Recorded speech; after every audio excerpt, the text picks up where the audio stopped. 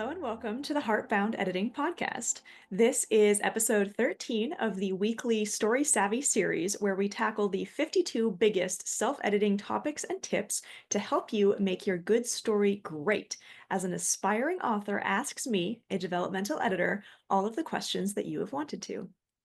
We've covered a bunch of different topics in this series so far, including last week's episode on doing research for our stories to avoid factual plot holes or sensitivity issues. Today, we are going to take a look at pacing by discussing the rises and falls of our plots and characters. By the end of the episode, you'll hopefully feel confident defining what makes a story well paced and in identifying how to spot and fix common pacing issues. Joining me today to ask all of the questions is my friend and co-host, Agnes Wolfe.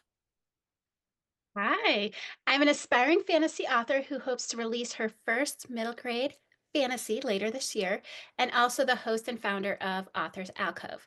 I'm here today to tackle the topic of big picture book pacing, which I'm super excited about. So, first off, I want to ask, what is pacing? What exactly are we checking in our self editing for this episode?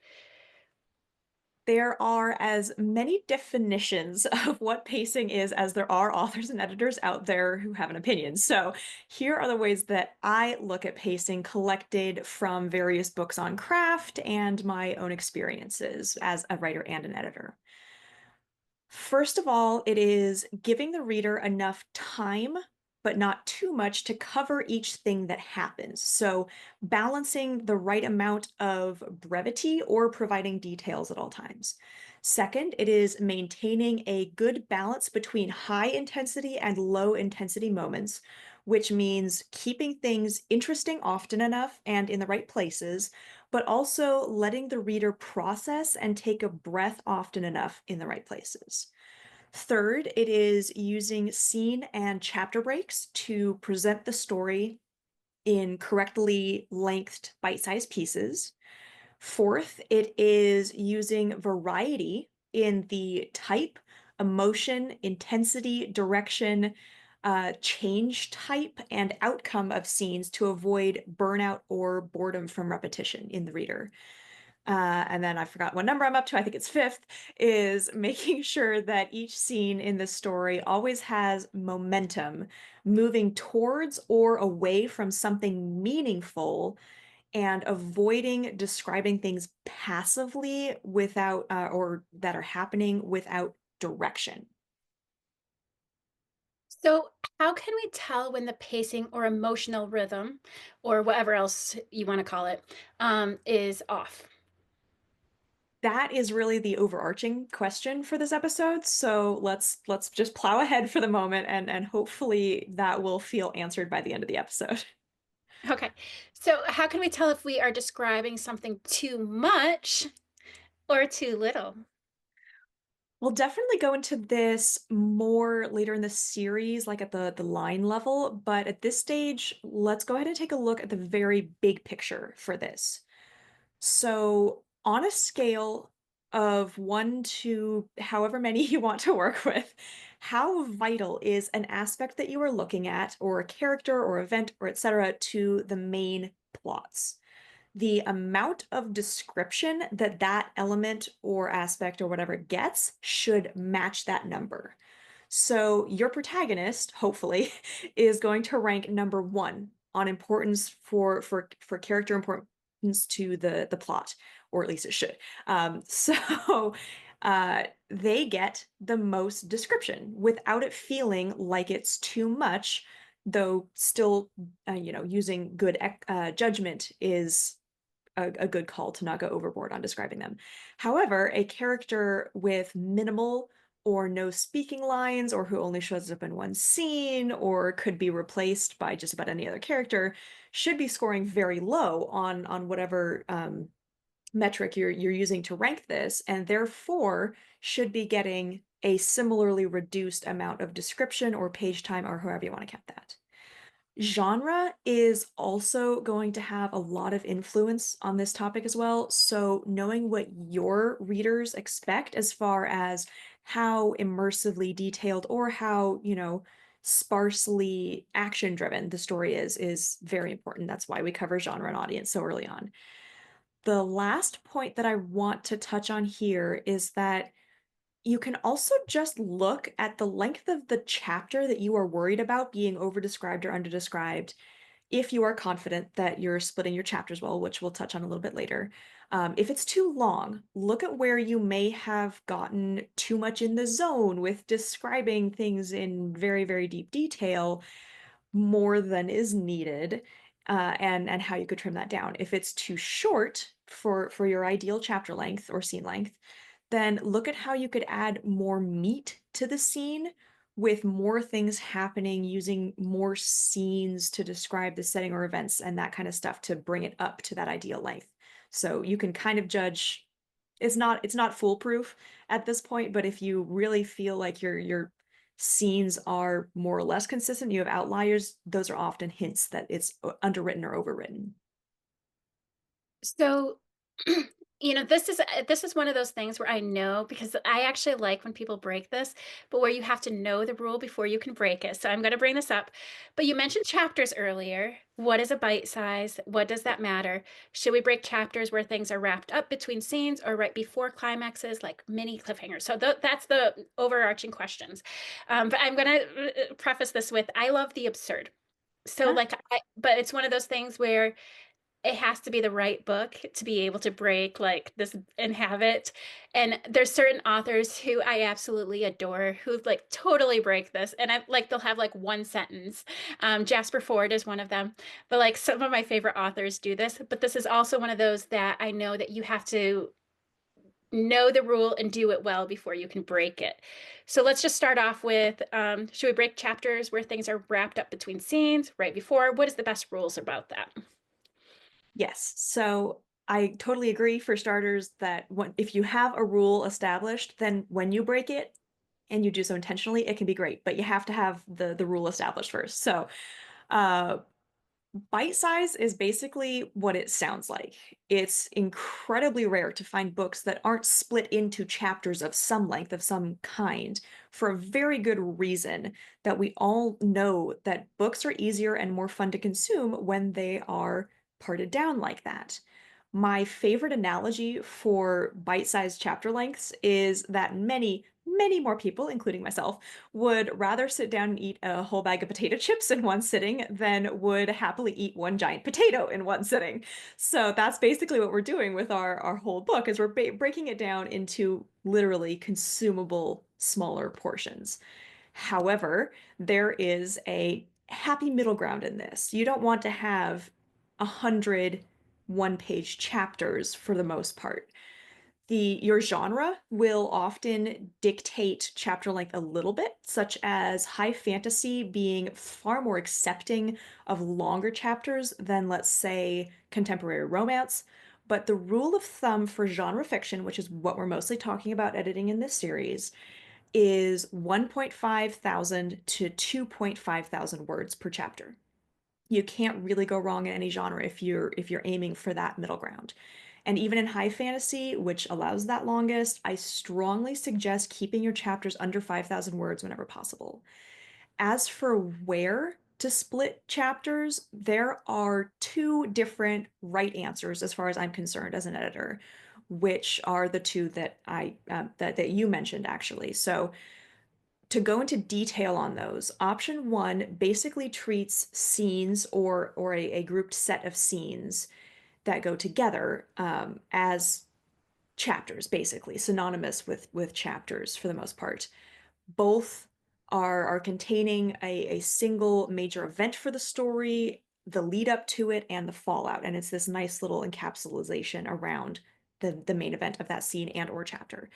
Option two is what you'd mentioned, where you choose to use those mini cliffhangers to aid in the momentum of your story, carefully splitting your chapters right where the tension is highest in the middle of a scene, right before the climax of that scene is revealed. And then you'll have your scene beginnings and ends in the middle of a chapter, more or less. You can never really go wrong with the first option, but I do have a slight warning with the cliffhanger version. If you overuse it, it can feel cheap, frustrating, and like you're trying too hard to manipulate the reader into reading on in a way that's, like I said, more manipulative than good storycraft. I will also just add that using cliffhanger chapter breaks are more likely to be a good choice and received well by your reader around the global climax. If you really want to do that, do it in that part of the story. I so one of the things that I noticed that you're talking a lot about is because you said if this then that, like Yeah. we have to know our audience is Yeah. essentially. And I think it goes back to like I really like when people do the like breaking, but it has to be the books that are absurd. So like any serious book cannot get away with it. So their target audience is people who enjoy the absurd. I love nonsense. I love whatever, which is why I love Jasper Ford, for example. But speaking back to like pacing, Sure. I know as a reader, some of the biggest mistakes I see writers do is they have things either low for too long or high for too long. If it is high for too long, I will set it aside. Like I just can't handle. I've read some, and it's if it's too emotional for too long, I have to set it aside. I can't handle it. And then if it's too low, I tend to get bored and I forget about the book, and I set it aside again, but I just forget to pick it back up. So how do I know if I have too many high intensities and too many low intensity ones in a row as far as scenes and stuff? For what it's worth, I think this is also the most common issue that I see as an editor is either burnout, which is too many high intensity, or boredom, which is too many low intensity. So my personal recommendation for tackling this in the self-editing is I suggest spreadsheeting it.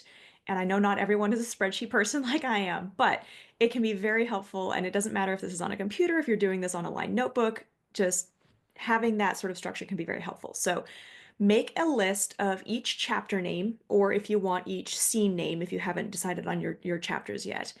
Then next to each of those entries, mark how high intensity or low intensity you feel it is.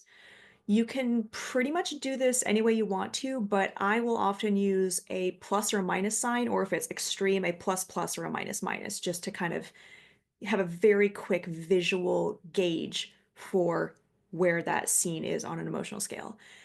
Once you have that list, just look for clusters.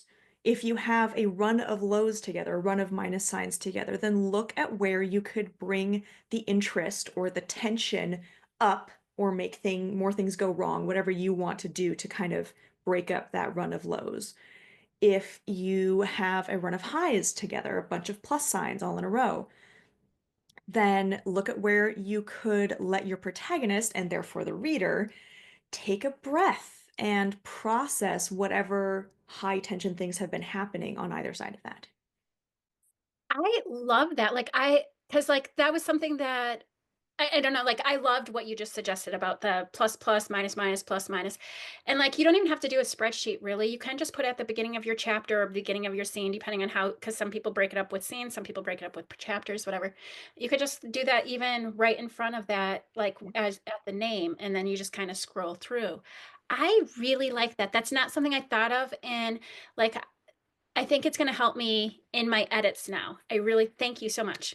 Excellent. It's definitely a simplified version of something that StoryGrid recommends, and they're called StoryGrid because they love spreadsheets and they do all kinds of grids like this. See, I did Save the Cat. That is what I read, and I keep meaning to get Story Grid, and I actually got it on my Kindle, but I think I need to buy just a hard copy because I don't think I'm going to remember to read it with on Kindle. Because ever Sure. since you recommended, I keep thinking, and you recommended it to me like over a year ago when I interviewed you for the podcast, and I've had it on Kindle ever since, and I keep thinking I'm going to read this one too, but I always pick up my Save the Cat because it's the one I have in hard copy Sure. when I like go to reference. And I'm going to have to StoryGrid pick up isn't Story Grid. StoryGrid isn't a Bible. Like it's not perfect Right. as a resource, but boy, it has some gems in there. And reading through it, you can just make a mental note like, oh, that little thing, that's a great idea. I'm stealing that. So that's why I recommend it. It's not like the be all end all, but it's got a lot of great nuggets that might fit any individual author. And I think that's true about anything. Like even having your developmental Absolutely. editor, like I would probably change like 90, maybe, 80 to 90% of what you said. I'm like, yes, she is so right. I need to change this. But there is that 10 I bet Yeah. you it's closer to 10% where I'm like, nah, no, Yeah. I'm not listening. Honestly, those numbers are better than normal. So I haven't fully done the editing. I've been kind of setting it aside because I've been daydreaming about the other books, which by the way, it's come up to 5 now. I know I had said it was 3, 4, and then I realized that second or that third, fourth book, it's now it's turned into 2 books. So I'm like, wait, I have 2 storylines going here. But anyway, heck yeah. That was episode 6. I'm now glad you're it's taking 5. this advice. All right. So I'm loving this series, by the way. Okay. Are there patterns we should be looking for when we are analyzing our pacing and emotional rhythm? Like, I'm assuming the highs should progressively get more intense as we go to the climax. This could be a whole episode on its own. So I will see how briefly I can answer this, but probably not that briefly. So first of all, you never have to have a perfect alternating between these highs and lows. It doesn't have to be plus minus plus minus plus minus. That by itself is gonna become a like repetitive, frustrating, boring pattern. The exception here is that having a run of lows in the dark night of your story, so right after that midpoint drop for most story structures, is acceptable. And having, 3 or 4 highs in the climax is also acceptable. So that's one of those patterns that you can look for is if you're going to have a run of lows, it's here. If you're going to have a run of highs, it's over here towards the end of the story. I also love that you brought up that progressive aspect because it is so important. And that's why I recommend having more than just plus and minus, having an extreme plus or an extreme minus in that measuring mix that you're using. It is really important that the highest high is the climax and that the lowest lows are in that dark night or that midpoint drop, that kind of stuff. So here's a really, really rough explanation of the 2 most popular patterns for this pattern that you're asking me to explain here that you can watch for, both of which are based on Kurt Vonnegut's story shapes, which I'll link in the description for this episode. My go-to story shape is roughly a combination of 2 of them, so Man in a Hole and the Cinderella shapes. So first, picture a graph with 1 at the very top, at the highest high, the plus plus plus, and then you have 5 at the bottom, which is the most negative scene or moment in the book. Right where the story starts, and I'm sorry if I get my right and left mixed up here. I'm not sure how this is going to look to folks watching the YouTube video, so bear with me. But right where the story starts, or perhaps the day before, if you're starting the story as late as possible, as I generally recommend, is going to be a 3. It's going to be in the middle. That's the neutral baseline. The first major event is then going to drop down to a 4 as the protagonist is thrown off balance and is forced to step deeper into the events of the story. Right after the first act break, so around the 1/4 mark, things are going to pick back up to a 3, back to this neutral point as they regain some new sense of stability, likely because they've crossed the threshold into a new world of some sort.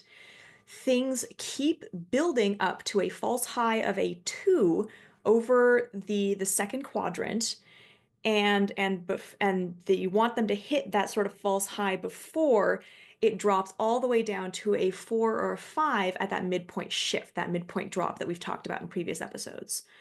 Through the dark night, it dips down to a true 5, a true bottom of the bottom for your genre, for the story that you are telling, if it didn't land there immediately with the midpoint drop, and then slowly crawls its way back up to a 3 as the protagonist goes through their needed internal changes, comes up with a new plan, better understands the force of antagonism, whatever that Dark Knight arc is for them.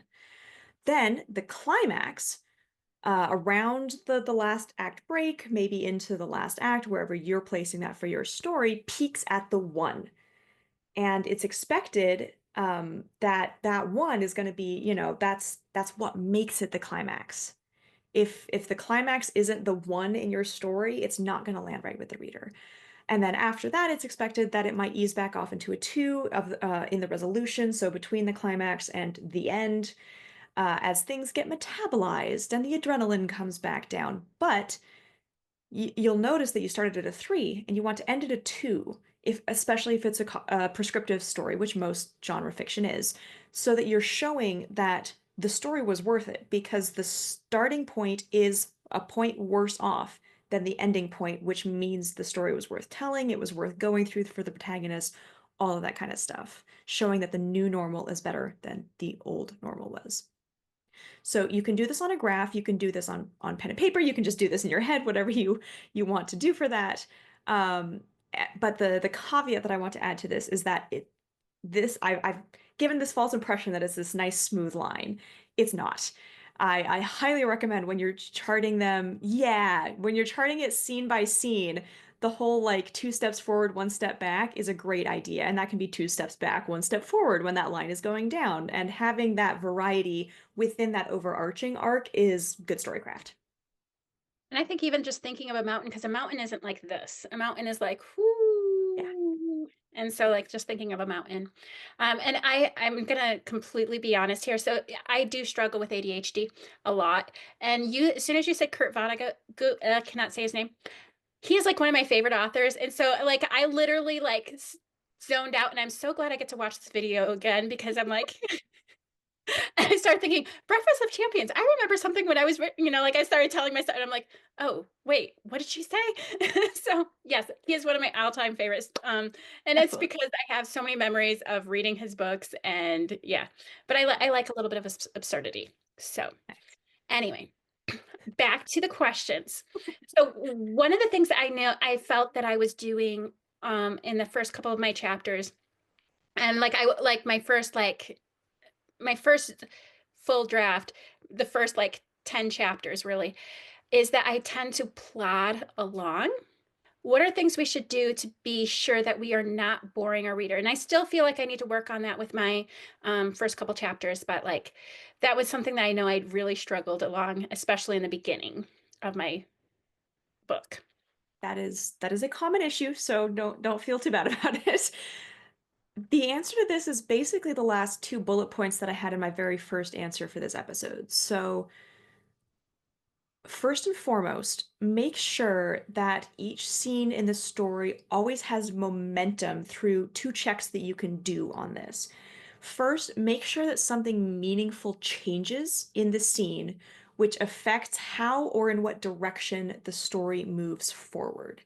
And I'm gonna keep saying this, how big that change needs to be, what kind of change that needs to be is all going to depend on your genre, what kind of story you're telling, and where you are in the story. So just look for some kind of change.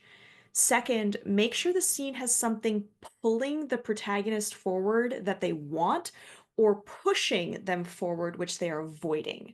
So this can be, oh, I want to, steal the diamond, or I'm running away from a bad family situation. There should be one of those pulling that story forward in every scene, and that will really help with momentum rather than just observing, oh, they're doing this and now they're doing this and they're just living their life.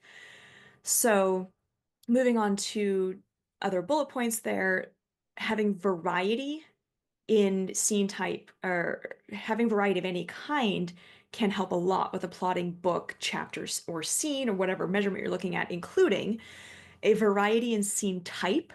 So, traveling or chatting over a meal or fighting or whatever else. You don't want to have multiple sitting and talking at a meal in a row kind of thing. You can have variety in tone. So, serious, playful, stressed, chaotic, rigidly ordered, etc. You can have variety in emotion or intensity, which the last 2 questions kind of covered. So happy, scared, yearning, angry, curious, etc. You can have a variety in direction. So whether the protagonist is getting help and moving closer to their goal, or encountering hurdles and moving further away from it and encountering the force of antagonism. You can have variety in what the core change type of the scene is. So it moves closer to or away from freedom, or closer to justice, or away from enlightenment, stuff like that. I hope that makes sense. So you can also do, lastly, you can do variety in the outcome of a scene, whether the protagonist essentially won in that scene or lost and what that win or loss was. One thing that has occurred to me, because I'm a beta reader for I read it all different genres I'll do for beta reading, as long as it's something that I'd be interested in, is that when we're getting feedback from beta readers, so, like, I feel a little different, like, when I'm saying something to a beta reader, I feel like I'm going all over the place. I don't think that it's, like, set in stone. I think it's more of a preference thing. So, like, I'm gonna take what you say about, like, if something feels too rushed differently than I am going to from a beta reader. Mm. So, what if we get notes back from beta readers saying our book is too slow or too rushed? How can we gauge whether it's a preferential thing or whether it's something that we or what we should actually look for?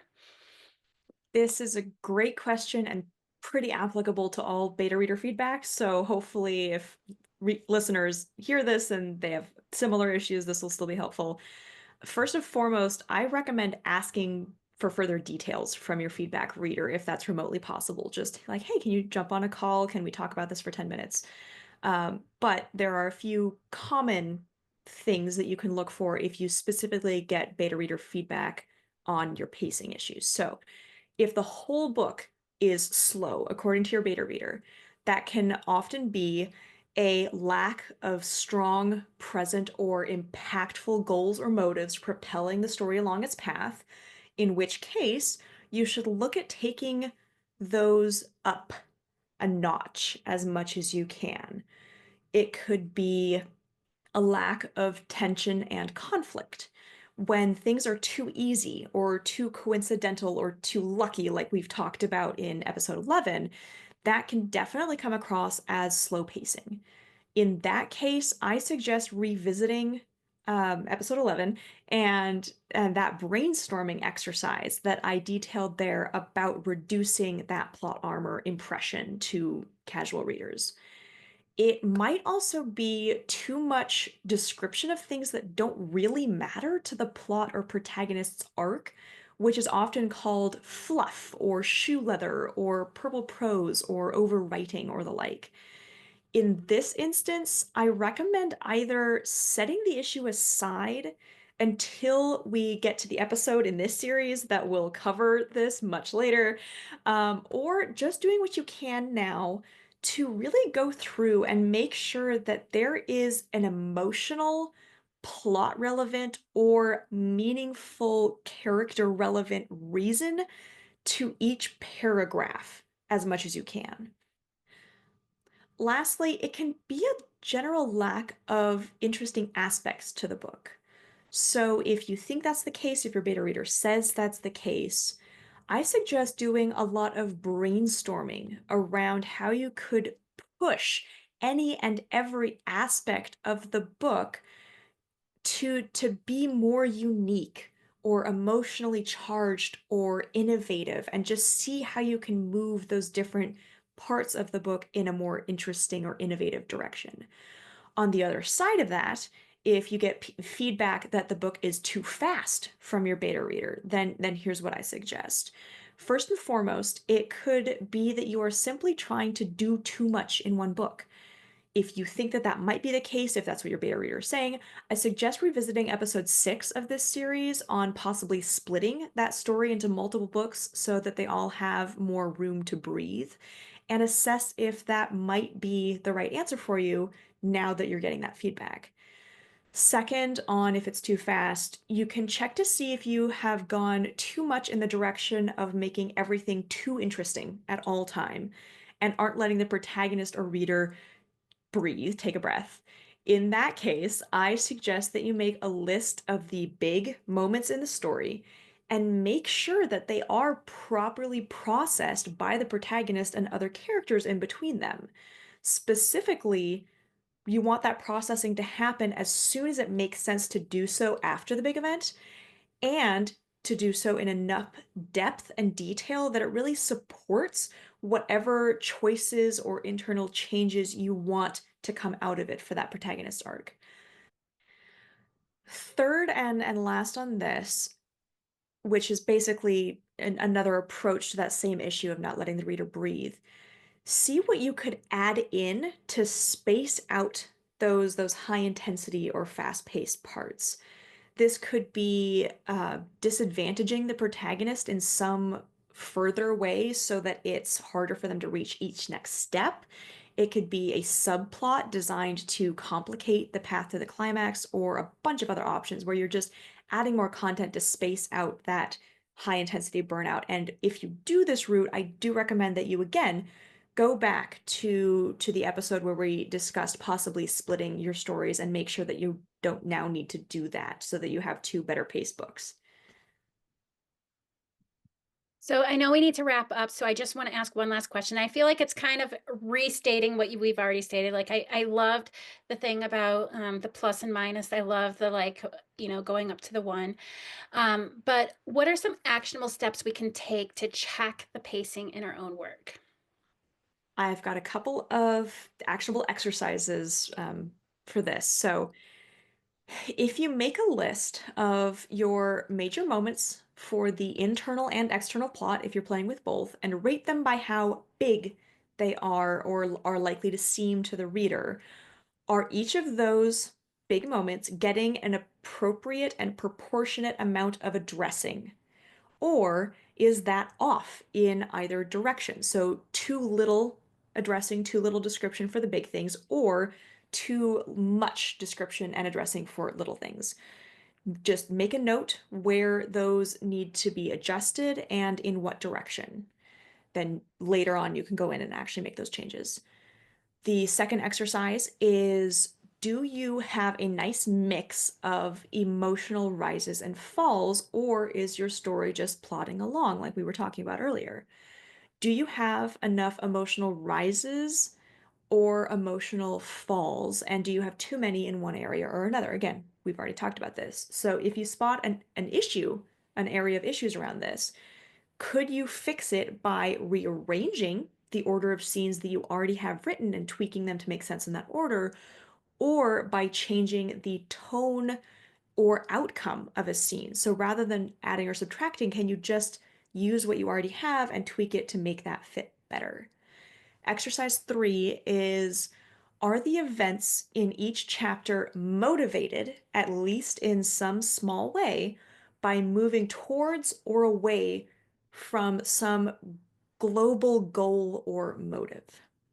Is your protagonist noticeably closer or further away from their goal, need, or genre value, such as love or enlightenment, than they were at the beginning of that scene or chapter?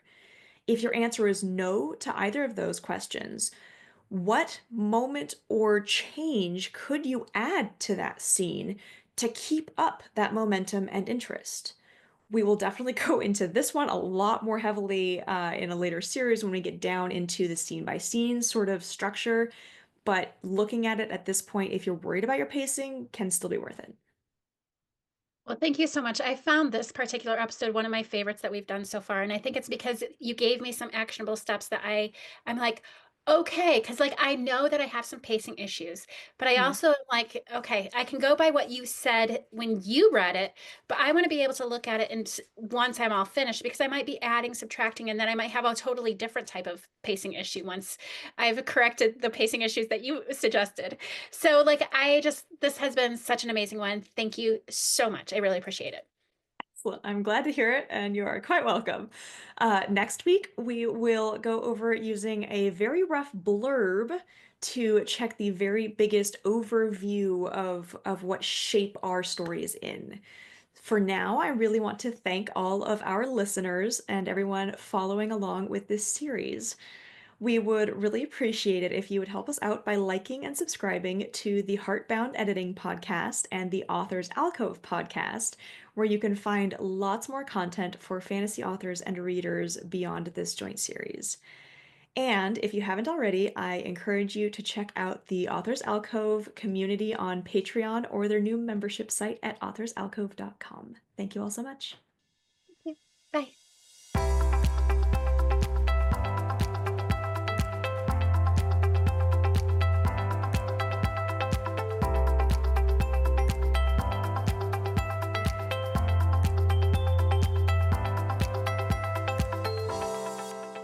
Thank you so much for listening to the Heartbound Editing podcast.